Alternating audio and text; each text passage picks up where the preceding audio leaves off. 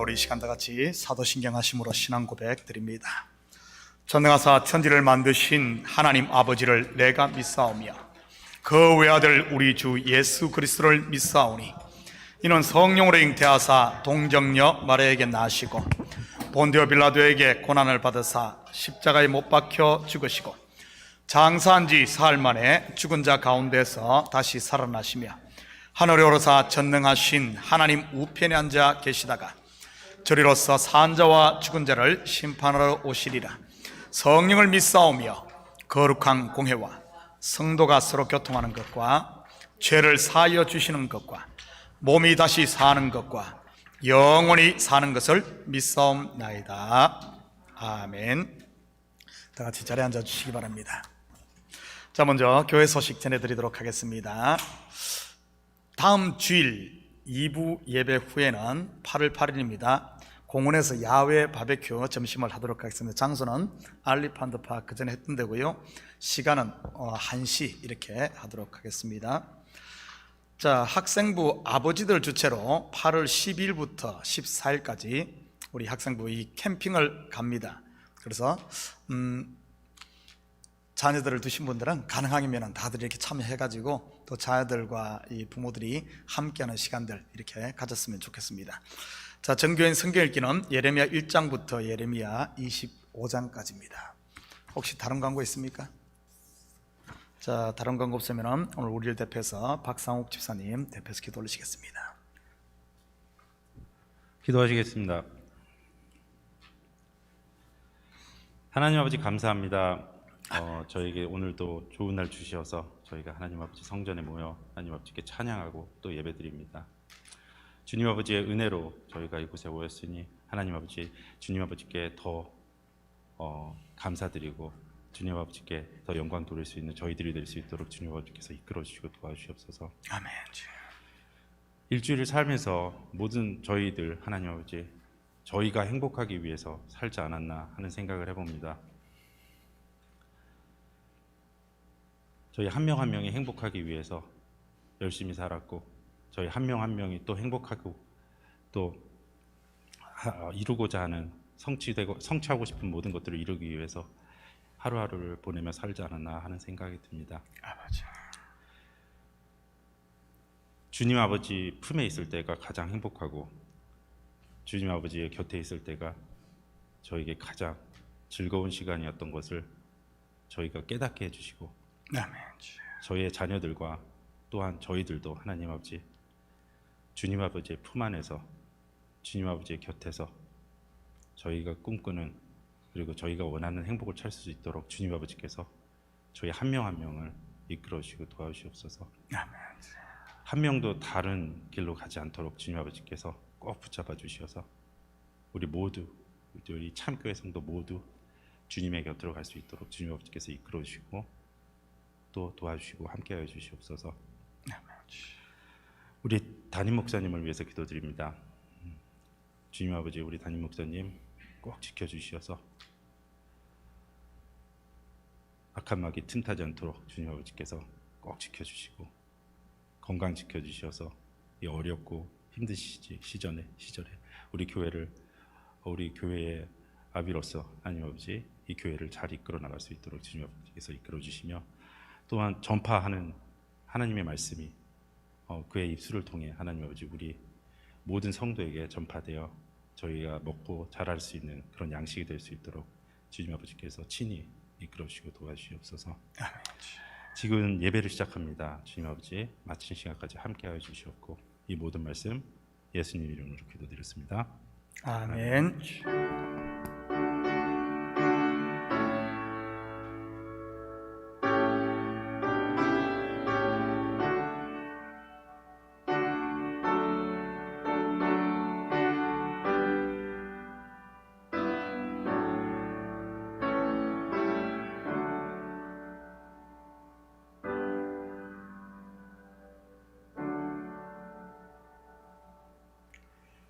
자, 오늘 이 시간 하나님께서 우리에게 주시는 하나님 말씀은 누가복음 16장 14절에서 31절까지 말씀입니다.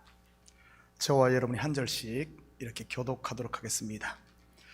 바리새인들은 돈을 좋아하는 자들이라 이 모든 것을 듣고 비웃거늘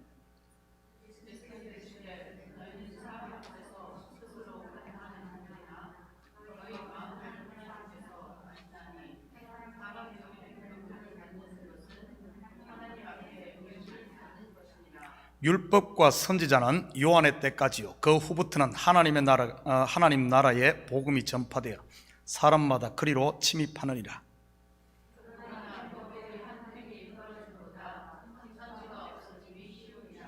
무릇 자기 아내를 버리고 다른 데 장가드는 자도 간음함이요 무릇 버림당한 여자에게 장가드는 자도 간음함이니라.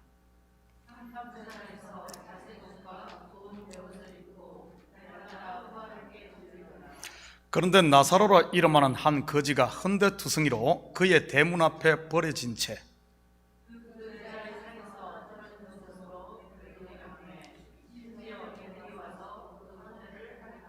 이에 그 거지가 죽어 천사들에게 받들려 아브라함의 품에 들어가고 부자도 죽어 장사되매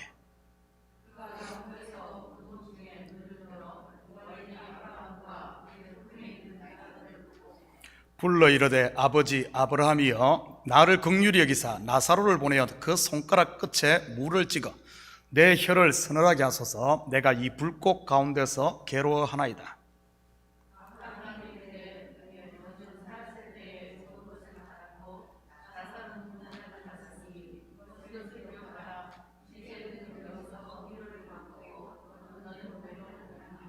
그뿐 아니라 너희와 우리 사이에 큰 구렁텅이가 놓여 있어 여기서 너희에게 건너가고자 하되 갈 수 없고 거기서 우리에게 건너올 수도 없게 하였느니라.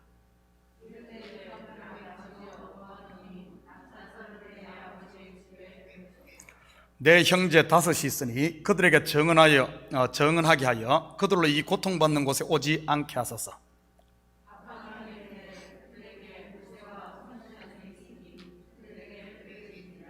이르되 그렇지 아니하니이다. 아버지 아브라함이여 만일 죽은 자에게서 그들에게 가는 자가 있으면 회개하리이다.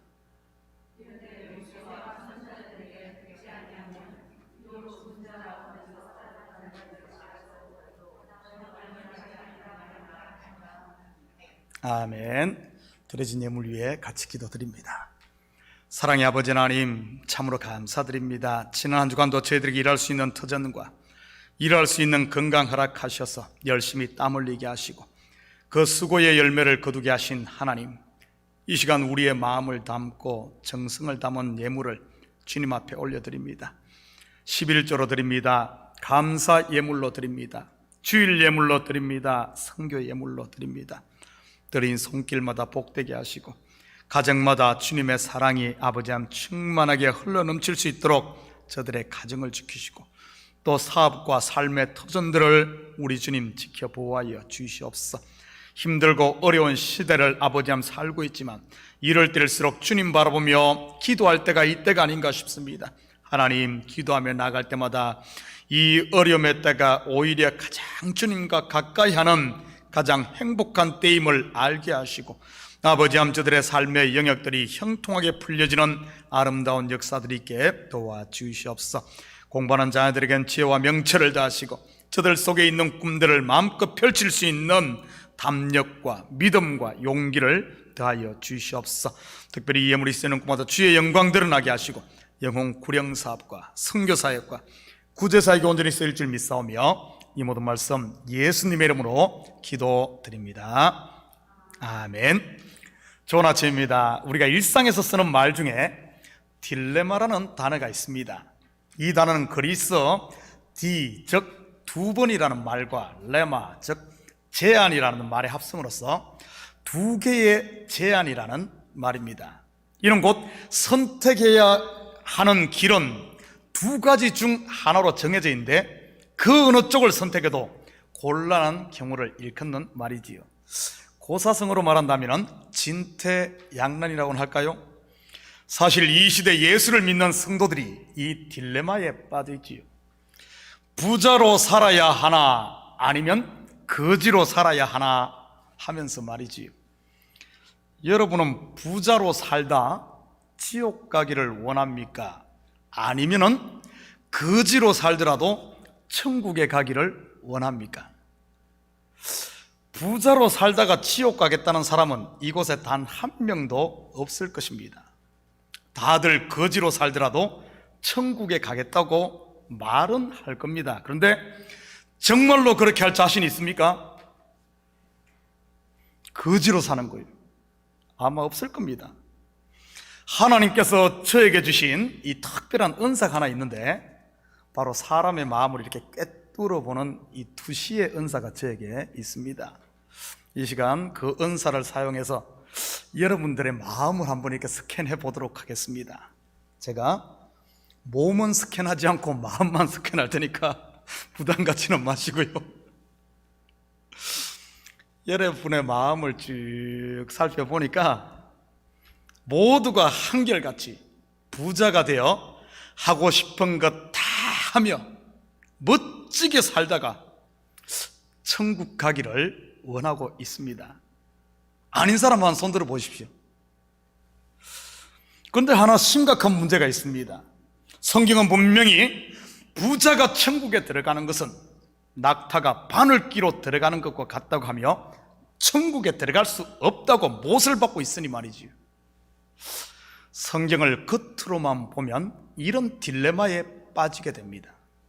혹시 여러분 가운데 이러한 딜레마가 있는 분들은 오늘 제 설교를 잘 따라오시기 바랍니다. 조금 어렵더라도 잘 따라오십시오. 그러면 여러분 영혼에 이 딜레마에 빠져서 헤매는 것이 아니라 자유할 테니 말이지. 사도 바울이 디모데에게 한 말처럼 배우고 확신한 것에 거함으로 말입니다. 오늘 비유 또한 모두가 잘 아는 내용입니다. 한 부자가 호롭게 살다가 죽어 지옥에 갔습니다. 그 부자의 집 대문에서 구걸하던 거지 나사로도 죽어 아브라함 품에 갔지요. 죽은 부자가 지옥에서 괴로운 물 한 방울을 나사로에게 구하지만 얻지 못합니다. 그때서야 부자가 후회하며 자기 형제 다섯은 지옥에 오지 않도록 죽은 나사로를 그들에게 보내달라고 요청하지요. 그때 아브라함이 말하기를 모세와 선지자들에게 듣지 않으면 죽은 자가 살아나는 표적을 봐도 안 된다고 합니다. 그러니 재산 다 팔아 교회에 헌금하고 목사님 집도 사드리고 차도 사드리고 너는 거지로 살아라. 그러면 천국 간다. 할렐루야. 만약에 이렇게 설교를 한다면 얼마나 설교가 쉽겠습니까? 이러면 저도 좋겠습니다. 쉽게 설교하고 집도 받고 차도 받으면 말이지요. 그러면 또 한 가지 딜레마가 생기네요. 성도들은 다 거지 되어 천국 가는데 목사인 저는 부자 되어 지옥 가니 말이지요. 먼저 여러분에게 묻겠습니다. 오늘 이 비유는 누구에게 하는 말씀일까요? 부자들일까요? 아니면 거지들일까요? 부자들에게 더 이상 그렇게 살지 말라는 말일까요? 아니면 거지들에게 그렇게 계속 힘내서 거지로 살라는 말일까요? 죄송하지만 오늘 본문의 주인공은 거지가 아닌 부자입니다. 부자의 결국을 보여주므로 그를 구원하고자 하는 영생으로의 초청이지요. 예수님은 심판하러 오신 분이 아닌 구원하러 오신 분입니다. 요한복음 12장 47절 48절입니다. 사람이 내 말을 듣고 지키지 아니할지라도 내가 그를 심판하지 아니하노라. 내가 온 것은 세상을 심판하려 함이 아니요 세상을 구원하려 함이로다. 나를 저버리고 내 말을 받지 아니하는 자를 심판할 리가 있으니 곧 내가 한 그 말이 마지막 날에 그를 심판하리라. 그렇다면 오늘 비유의 부자는 과연 누구일까요? 먼저 이 비유가 베풀어진 배경을 한번 살펴보십시다. 14절 15절입니다. 바리새인들은 돈을 좋아하는 자들이라 이 모든 것을 듣고 비유권을 예수께서 이르시되 너희는 사람 앞에서 스스로 옳다는 자들이나 너희 마음을 하나님께서 아시나니 사람 중에 높임을 받는 그것은 하나님 앞에 미움을 받는 것이니라. 바리새인들의 이 비유섬이 오늘 부자와 거지 비유의 이 출발점입니다. 그렇다면 왜 이들이 예수님을 비웃었을까요? 자, 우리가 지난주 공부한 예수님이 전한 복음 때문입니다. 뭐였지요? 불의의 제물로 친구를 사귀라. 어떤 의미라고 했습니까? 그때껏 곧 율법을 통해 죄가 드러났으면 나무 뒤에 더 이상 숨지 말고 친구 되시는 예수님 앞에 나와 죄사함을 받고 그를 영접하라는 말이지요. 그러면서 하나님과 재물을 겸하여 섬길 수 없다고 했습니다. 쉽게 말해 해가 중천에 떴는데도 이불 덮고 뒹굴고 있으면 이불을 걷어버리겠다는 이런 말이지요. 그러면 어떻게 될까요? 이불 속에서 벗은 몸이 다 드러나지요. 바로 바리새인들이 지금 그러고 있었던 것입니다. 이렇게 예수님께서 그들의 정곡을 찌르자 이 바리새인들이 비웃은 것이지요. 바리새인들은 돈을 좋아하는 자라고 하네요. 그들이 좋아한 돈이 우리가 생각하는 머니, 이 돈을 말하는 것일까요? 성경을 겉으로만 보면 그렇지요. 이렇게 겉으로만 성경을 보니 딜레마에 빠지는 것입니다. 돈 좋아하지 않는 사람이 누가 있습니까? 그리고 돈 없이 이 시대 어떻게 삽니까? 성경에서 이 돈의 실체는 무엇을 말하는 것일까요? 오늘 본문 15절에 보면은 너희는 사람 앞에서 스스로 옳다는 자들 곧 그들이 생명처럼 붙들고 있는 율법에서 난 의, 이것을 말하는 것입니다. 우리가 말하는 그냥 이 돈 이야기하는 것 아니에요. 사람은 누구나 자기 속이 들키면 비웃는 법이지요. 우리는 성경에서 이 바리새인들처럼 비웃다가 하나님께 들통난 한 사람을 만나볼 수 있습니다. 누굴까요? 바로 아브라함의 아내 사라입니다. 한번 볼까요? 창세기 18장 12절입니다. 사라가 속으로 웃고 이르되 내가 노쇠하였고 내 주인도 늙었으니 내게 무슨 즐거움이 있으리요. 내년 이맘때에 내 아내 사라가 아들을 낳으리라. 하나님께서 아브라함에게 말하는 것을 사라가 문 뒤에서 듣자 속으로 비웃습니다. 왜 사라가 비웃었을까요? 바로 오늘 본문의 바리새인들처럼 율법에 매여 있고 그 사람에 매여 있다가 하나님 앞에 딱 들통난 것이지요. 그러니 지금 비웃는 겁니다. 이렇게 비웃던 사라를 하나님께서는 어떻게 하십니까? 창세기 21장 6절입니다. 사라가 이르되 하나님이 나를 웃게 하시니 듣는 자가 다 나와 함께 웃으리로다. 그에게 아들을 주심으로 그녀의 비웃음을 하나님께서는 웃음으로 바꾸시지요. 오늘 본문은 바로 이 바리새인들의 비웃음을 웃음으로 바꾸는 이야기입니다. 사례를 사라로, 아브라함을 아브라함으로 말이지요. 바로 율법에 매여 종살이 하는 바리새인들을 하나님의 아들로 만드는 이야기입니다. 우리가 성경을 너무 협소하게 한쪽만 보는 경향이 있지요. 죄인들과 병자들을 구원하는 것을 통해 죄인인 나를 구원하는 것 말이지요. 그러면서 예수님과 대적관계에 있었던 바리새인과 서기관들은 우리가 교회 가운데 잘난 척하는 사람으로만 이렇게 취급하는 경향들이 있습니다. 만약 그렇다면 왜 사복음서의 절반의 이야기가 이 바리새인들과 논쟁하는 이야기를 다뤘을까요? 그 이유는 이 바리새인은 우리가 생각하는 2000년 전에 유대 땅에 살았던 그 바리새인을 말하는 것도 아니고 그들은 샘플일 뿐입니다. 교회 가운데 잘난 사람들, 잘났다고 하는 사람만 이야기하는 것이 아니라 바로 이 바리새인은 내 속에 있는 또 다른 나, 육신의 생각을 쫓으려고 하는, 옛사람을 쫓으려고 하는 요 또 다른 존재, 이것이 바로 바리새인이란 사실이지요. 예수님께서 죄인, 세리, 창기 그리고 병자들은 직접 찾아가셔서 그냥 치료하고 그들을 구원합니다. 이것은 바로 구원은 오직 은혜로 되어짐을 보여주는 것이지요. 그리고 바리새인 서기관들과는 그들의 실체를 폭로하며 예수님께서 그들의 자존심을 짓밟아버리고 그들이 자랑하던 율법의 의를 산산소조각 내버립니다. 왜 그렇게 예수님께서 이 바리새인들과 서기관들과 율법사들에게 이렇게 못되게 구는 것일까요? 그렇게 하는 이유는 그래야만 그들을 그 자리에서, 사망의 자리에서 끄집어낼 수 있기 때문입니다.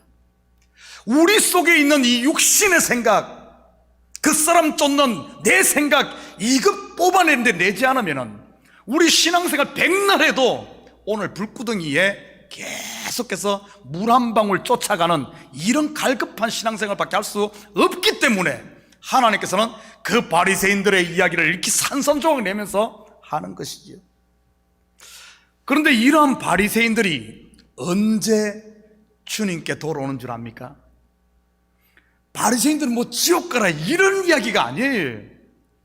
예수님께서 십자가에 못 박혀 죽으시자 바리새인 공회원이었던 니고데모와 부자 아리마대 요셉이 커밍아웃하죠. 그리고 바리새인 중에 바리새인이었던 사울이 돌아와 사도 바울이 되어지는 이런 역사가 일어납니다. 예수님께서 그 바리새인들을 그렇게 깨뜨리고 나니까 결국에는 그들이 돌아오는 이야기를 성경에서 이야기해요. 바로 내 속에 있는 바리새인 부자가 결국에는 신앙생활 가운데 부서지고 깨어져 영의 생각을 쫓는 거지로, 은혜만을 사모하는 자로 완성하시겠다는 그 이야기입니다. 비웃음을 웃음으로 말이지. 오늘 본문 19절 20절 같이 봅니다. 한 부자가 있어 자색옷과 고운 베옷을 입고 날마다 호화롭게 즐기더라. 그런데 나사로라 이름하는 한 거지가 헌데투성이로 그의 대문 앞에 버려진 채, 한 부자도 거지도 전부 다 내 속에 있는 이야기라고 했습니다. 그렇다면 부자가 호화롭게 즐기고 나사로가 거지로 살던 오늘 이 비유에서 살아있을 때는 본문에서 언제를 말하는 것일까요? 단순히 육신에 숨이 붙어 있을 때를 말하는 것일까요? 지금까지 여러분 다 그렇게 생각했죠. 그러다 보니까 딜레마에 빠지는 겁니다. 16절 같이 봅니다. 율법과 선지자는 요한의 때까지요, 그 후부터는 하나님의 나라의 복음이 전파되어 사람마다 거리로 침입하느니라. 율법과 선지자는 요한의 때까지요.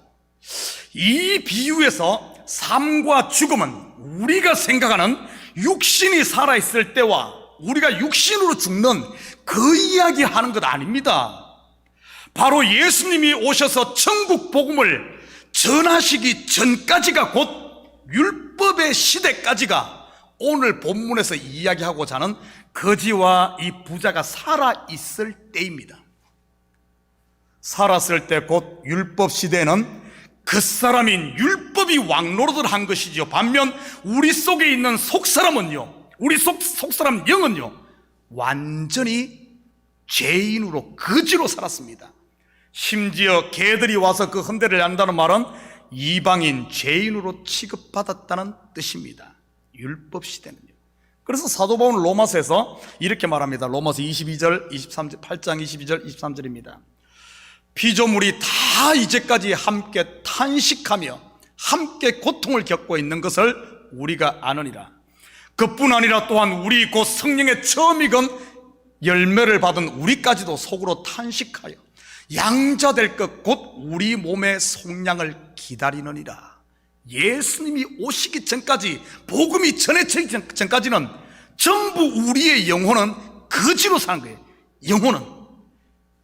그런데 그 사람, 엉터리 율법 아래 있는 이런 것들은 자기 자아는 호화롭게 사는 그 이야기를 하는 겁니다. 바로 우리의 영은 율법 아래에서 신음하며 하나님의 손길인 메시아만을 기다리고 있었던 것이지요. 22절 계속해서 봅니다.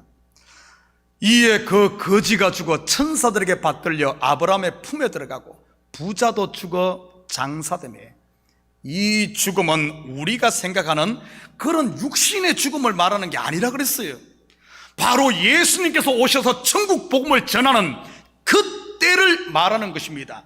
죄인들은 제사함을 받아 살아나고 살았다고 하는 자들은 자기가 죽었음이 폭로되는 그때 말이지요. 바로 거지는 아브라함 품에, 부자는 지옥에 있는 것입니다. 복음을 듣자 우리의 영은 살아나고 자기를 위해 살던 육신의 생각은 더 이상 설 곳이 없게 되는, 바로 부자가 장사되는 것이지요. 사도 바울의 표현을 하면 배설물처럼 버려지는 것입니다. 24절 계속 봅니다. 불러 이르되 아버지 아브라함이여 나를 긍휼히 여기사 나사로를 보내어 그 손가락 끝에 물을 찍어 내 혀를 서늘하게 하소서. 내가 이 불꽃 가운데서 괴로워하나이다. 그런데 배설물처럼 버려져야 할 육신의 생각, 율법의 의, 곧 이 부자가 우리 속에서 살겠다고 발버둥 칩니다. 바로 머리 밟힌 뱀이 마지막 몸부림치는 것이라고나 할까요? 사도 바울은 자기 속에 있는 이 부자의 몸부림을 이렇게 묘사하고 있습니다. 로마서 7장 21절에서 24절입니다. 그러므로 내가 한 법을 깨달았노니 곧 선을 행하기 원하는 나에게 악이 함께 있는 것이로다. 내 속사람으로는 하나님의 법을 즐거워하되 내 지체 속에서 한 다른 법이 내 마음의 법과 싸워 내 지체 속에 있는 죄의 법으로 나를 사로잡는 것을 보는도다. 오호라 나는 공고한 사람이로다. 이 사망의 몸에서 누가 나를 건져내랴. 그렇다면 우리 속에는 이 물 한 방울을 찾는 부자의 부르짖음이 없을까요? 육신의 생각 말이지 왜 없겠습니까? 자기 의견과 조금만 다르면 당을 지어서라도 관철시켜 나의 옳음을 증명하려고 하는 내 속에 있는 옛사람 부자, 용서해야 되는 줄 알지만 용서하지 못하는 이 부자, 조금만 내 눈에 거슬려도 판단하고 정죄하고픈 이런 내 속에 있는 부자, 매 한숨 쉬며 근심케 하는 부자, 만사가 불만인 입이 나팔처럼 나와 있는 원망의 부자 등 수도 없이 우리 속에 이 부자들이 물 한 방울 달라고 우리 속에서 부르짖고 있는 것이지요. 지옥불에 들어가서도 죽지 않고 계속 기어나오는 이 바리새인 곧 육신의 생각들 말입니다. 이것을 다른 성경에서는 썬불이라고 이야기하고 있어요. 썬불. 잘라도 또 나오는, 오늘 본문의 비유에서 부자의 물 한 방울 달라고 외치는 이런 것들 말입니다. 26절입니다. 그뿐 아니라 너희와 우리 사이에 큰 구렁텅이가 놓여 있어 여기서 너희에게 건너가고자 하되 갈 수 없고 거기서 우리에게 건너올 수도 없게 하였느니라. 거듭난 우리의 속사람이 이런 부자의 부르짖음에 육신에게 끄는 그거에 옛날로 돌아갈 수 있을까요? 돌아갈 수 없지요. 왜냐하면 구렁텅이가 있기 때문에. 우리는 이러한 구렁텅이를 출애굽기에서 만나볼 수 있습니다. 바로 홍해이지요. 6월절 어린 양의 피로 구원받은 이스라엘 백성들이 마른 땅으로 걸어서 걷는 홍해, 이 홍해, 구속사에서 이것은 무엇을 말하는 것입니까? 한 번 거듭난 사람은 절대 옛날로 돌아갈 수 없다는 말입니다. 왜냐하면 하나님이 돌아가려고 하는 그들을 그냥 놔두지 않고, 이스라엘 백성들 끊임없이 돌아가려고 했지만 어떻게 했습니까? 하나님께 돌아가게 잘가 빠이빠이 했습니까? 돌아가려고 하는 그들을 끊임없이 광야에서 그들을 깨뜨리지 않습니까? 경상도 말로 다리 몽둥이를 부러뜨려서라도 가나안으로 데려가지 그들을 애굽으로 돌려보내지 않습니다. 성경에 그렇게 하시겠다는 것이 하나님의 언약이고요. 우리 속에서 부자가 물 한 방울 달라고 백날 외쳐도 그 길을 건너가서 줄 수 없는 겁니다. 27절 28절입니다. 이르되 그러면 아버지여 구하오니 나사로를 내 아버지 집에 보내소서. 내 형제 다섯이 있으니 그들에게 정언하게 하여 그들로 이 고통받는 곳에 오지 않게 하소서. 여러분, 본문의 이야기는 비유라는 사실을 놓치지 마십시오.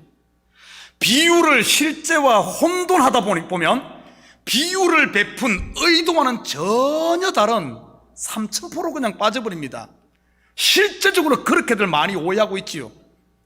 거지가 죽어 아브라함의 품에 있다는 것 때문에 무슨 저쪽 어디에서는 연옥설을 이야기하지 않습니까? 연옥, 무슨 천국과 지옥 중간 단계가 있다고 하면서 거기 있다가 뭐 헌금 살아난 사람이 헌금 많이 하면은 거기 있던 연옥에 있던 사람이 천국 갔다, 이런 뻘소리들을 하고 말도 안 되는. 왜 그런 줄 압니까? 무슨 천국과 지옥의 중간 단계가 있습니까? 다 그런 것들이 왜 그래 나오는가 하면은 비유를 실제와 혼돈해버리기 때문에 그래요. 오늘 이 이야기는 우리가 생각하는 죽어서 천국 간다 지옥 간다 그 이야기 하는 게 아닙니다. 지금 바리새인들 거기 있는 율법에 매여 있는 그들을 지금 너희들 지금은 어떤가 하면 너희 지금 죽은 때예요. 벌써 율법의 때는 지났어. 지금은 은혜의 때예요. 은혜의 때 돌아오라고 외치는 그 이야기를 하고 있는데 그걸 못 봐버리면 엉뚱한 데로 가는 거예요. 그때 부자가 아브라함에게 죽은 나사로를 아버지 집에 보내달라고 요청을 합니다. 왜냐하면 부자의 아버지 집에 형제 5인데 그들이 이곳에 오지 않게 해달라고 말이죠. 이들 또한 죽은 부자와 같은 율법의 의로 사는 그 사람들을 일컫는 말입니다. 29절 30절입니다. 아브라함이 이르되 그들에게 모세와 선지자들이 있으니 그들에게 들을지어다. 이르되 그렇지 아니하니이다. 아버지 아브라함이여, 만일 죽은 자에게서 그들에게 가는 자가 있으면 회개하리이다. 여러분, 우리 속에도 신앙생활을 이 부자처럼 생각하고 있는 분은 없습니까? 죽은 자가 살아나면은, 뭔가 기적이 일어나면은 우리의 신앙이 변화되고 우리가 뭔가 막 회개하고 뭔가 변화될 것 같은 거 말이지. 우리 속에 왜 그런 것 없습니까? 이 병만 났으면 예수 잘 믿겠습니다. 우리 아들 요번에 대학에만 합격하면 내가 뭐든지 하겠습니다. 이번 사업만 대박 나면 내가 10의 2조를 하나님께 드리겠습니다. 여러분, 네가 하나님의 아들이었거든. 십자가에서 내려와봐. 그러면 우리가 믿을게. 여러분 속에 이런 육신의 생각들이 외치고 있지는 않나요? 그리고 나도 모르게 이런 소리에 귀가 솔깃하지 않나요? 우리 전부 신앙들을 이렇게 하고 이런 거, 이게 전부 어떤가 하면 육신의 욕망의 소리요. 뭔가 기적 나면은 뭔가 이런 게 있으면은 될 것 같은. 과연 그럴까요? 오늘 비유에서 거듭난 속사람인 이 거지의 이름이 나사로라고 소개되고 있습니다. 같은 이름을 가진 또 한 사람이 성경에 나오지요. 바로 마르다 마리아의 오라비 나사로입니다. 같은 이름입니다. 그 또한 죽었다가 살아난 사람입니다. 나사로라는 이름은 엘 라자르라고 하는데 하나님이 돕는 자 이런 말입니다. 나사로가 죽었다가 살아났을 때 어떤 일이 일어납니까? 바리새인들과 서기관들이 죽었다 살아난 나사로를 보고 회개하고 죽게 돌아왔습니까? 요한복음 11장 47절입니다. 이에 대제사장들과 바리새인들이 공회를 모으고 이르되 이 사람이 많은 표적을 행하니 우리가 어떻게 하겠느냐. 한 절 더 보면 53절입니다. 그 날부터는 그들이 예수를 죽이려고 모의하니라. 죽은 나사로가 죽었다가 살아났는데 오히려 회개하고 돌아온 것이 아니라 오히려 죽이려고 하지요. 반대입니다. 죽은 나사로가 살아난 기적을 보고 오히려 예수님을 죽이려고 그들이 결의를 해버리고 그때부터 이들이 예수 죽이려고 하죠. 무슨 말입니까? 우리의 육신의 생각들, 우리 속에 있는 이 바리새인, 이 부자는 기적과 표적, 자꾸 이런 것들을 유언합니다. 여러분 속에 혹시 한 방이면 되겠다, 뭐가 이것만 더 하는 이런 게 있습니까? 그게 성령의 소리 같습니까? 내 속에 있는 부자의 부르짖음입니다. 사도 바울은 이러한 부자의 생각에 대해 유대인들은 표적을 구하고 이렇게 말했어요. 표적, 기적, 한 방을 노리는 한탕주의, 이것들 전부 육신의 생각에서 나오는 내 속의 부자의 부르짖음이란 소리를 딱 사실 알았거든요. 겉으로 보면 부자의 말이 맞는 것 같아요. 죽은 사람이 사람을 회개할 거야. 여러분 착각하지 마시기 바랍니다. 신앙은 그렇게 되는 것 아닙니다. 기적 쫓아다니는 게 믿음 좋은 것 아닙니다. 육의 욕망을 쫓는 부자의 생각일 뿐이지요. 그렇다면 율법의 부자에 더 이상 쫓아다니지 않고 머물지 않고 거기서 해방되어 제대로 된 신앙을 하는 것은 무엇일까요? 우리 31절 같이 봅니다. 이르되 모세와 선지자들에게 듣지 아니하면 비록 죽은 자 가운데서 살아나는 자가 있을지라도 권함을 받지 아니하리라 하였다 하시니라. 모세와 선지자들에게 듣지 아니하면 무슨 말이죠? 모세와 선지자가 외친 말씀이 무엇입니까? 구약에서 외치는 말씀이 단 하나 말씀이 뭡니까? 바로 메시아 예수 그리스도입니다. 확인합니다. 누가복음 24장 44절입니다. 또 이르시되 내가 너희와 함께 있을 때 너희에게 말한 바 곧 모세의 율법과 선지자들의 글과 시편에 나를 가리켜 기록된 모든 것이 이루어져야 하리라 한 말이 이것이라 하시고, 모세와 선지자 구약에서 말하는 것은 단 하나입니다.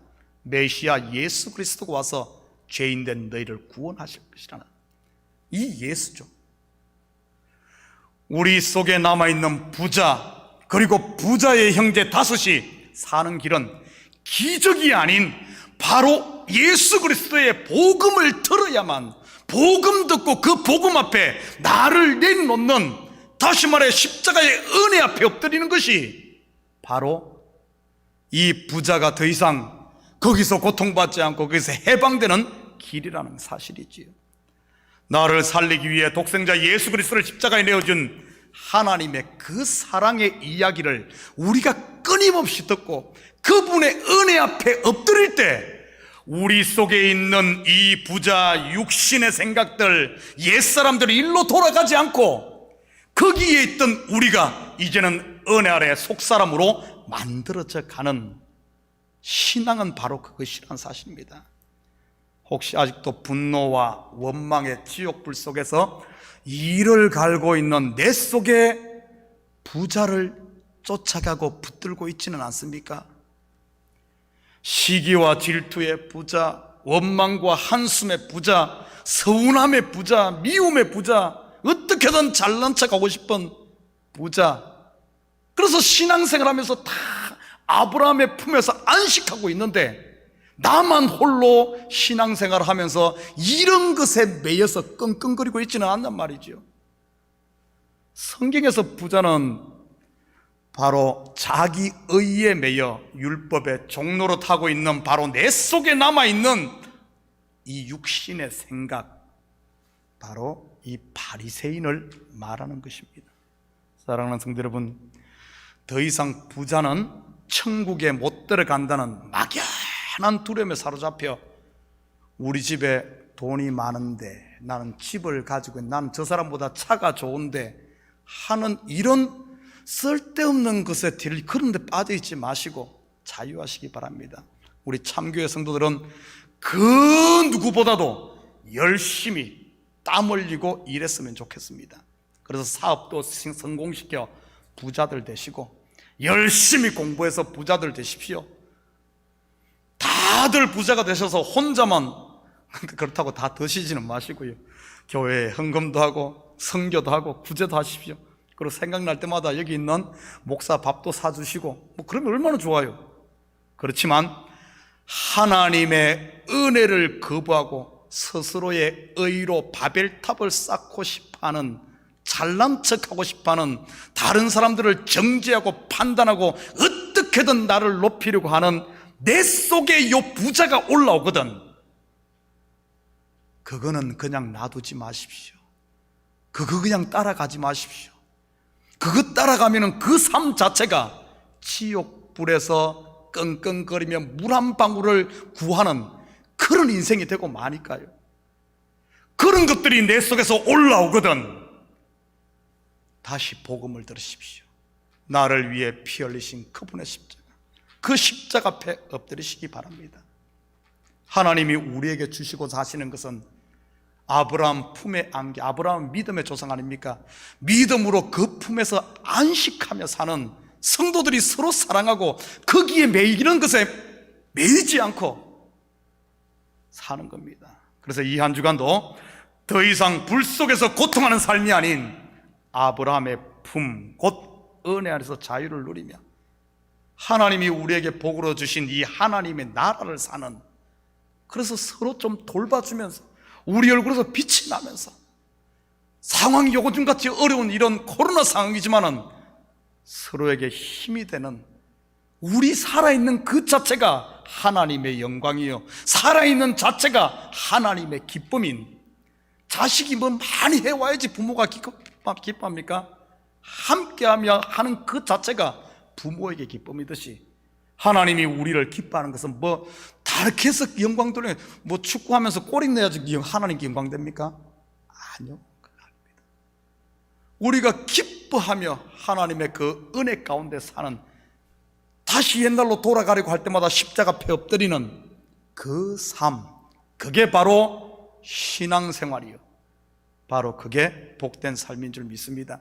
이 한 주간도 하나님이 주신 이 복들을 누리고 또 서로 복을 또 서로 빌어주고 우리 속에 있는 이 사랑들을 흘려보내며 사는 이런 딜레마의 인생이 아니라 믿고 확실한 가운데 사는 이런 식구들 되기를 주님의 이름으로 축복합니다.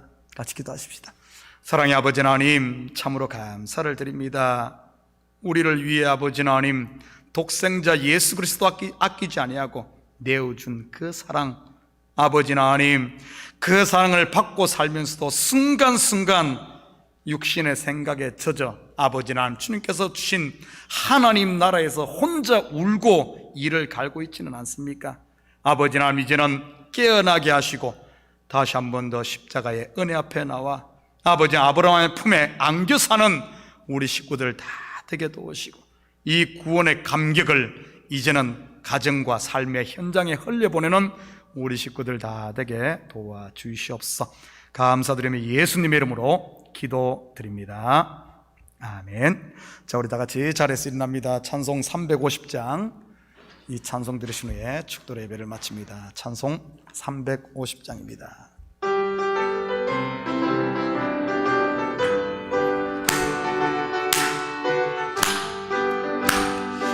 우리들의 싸울 것은 혈기 아니요, 우리들의 싸울 것은 육체 아니요, 마귀 건세 맞서 싸워 깨쳐버리고 지글 영원 살릴 것이 일생.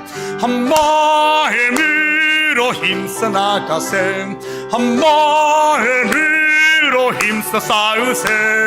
악한 마귀 군사들과 힘써 싸워서 성전거를 올리기까지 우리들이 입은 갑옷새가 아니요, 우리들이 가진 검은 강철 아니요, 하나님께 받아가진 평화의 복음 거룩하신 말씀이로다.